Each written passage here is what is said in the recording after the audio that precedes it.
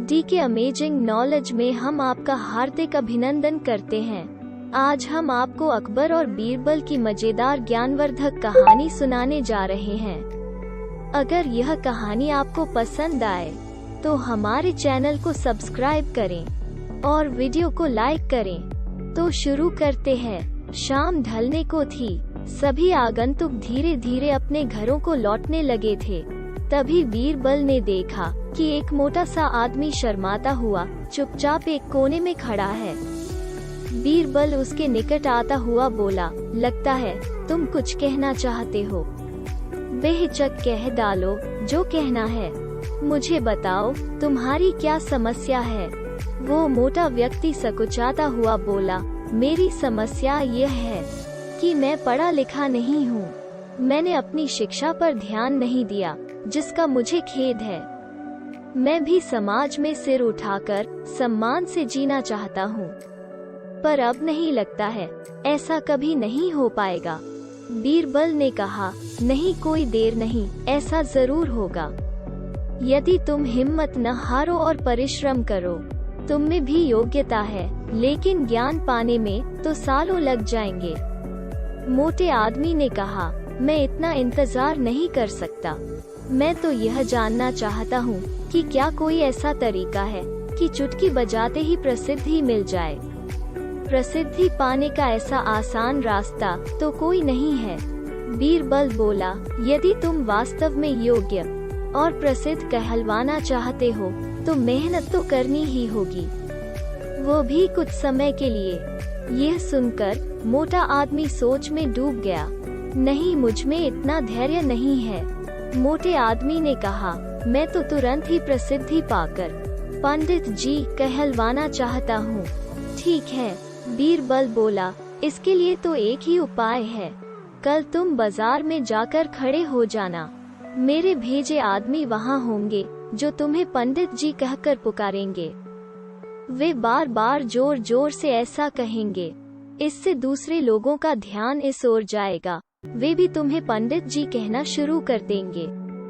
ऐसा होना स्वाभाविक भी है, लेकिन हमारा नाटक तभी सफल होगा जब तुम गुस्सा दिखाते हुए उन पर पत्थर फेंकने लगोगे या हाथ में लाठी लेकर उनको दौड़ाना होगा तुम्हें। लेकिन सतर्क रहना, गुस्से का सिर्फ दिखावा भर करना है तुम्हें। किसी को चोट नहीं पहुंचनी है। उस समय तो वो मोटा आदमी कुछ समझ नहीं पाया और घर लौट गया। अगली सुबह वह मोटा आदमी बीरबल के कहेनुसार व्यस्त बाजार में जाकर खड़ा हो गया।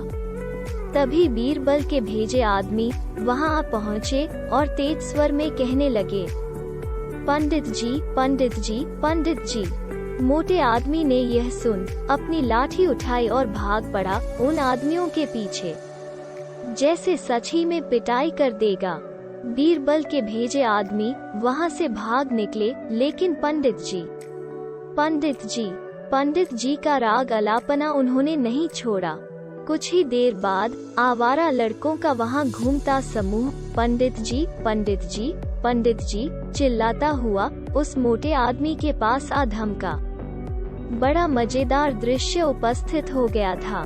मोटा आदमी लोगों के पीछे दौड़ रहा था और लोग पंडित जी, पंडित जी, पंडित जी, पंडित जी कहते हुए नाच गाकर चिल्ला रहे थे।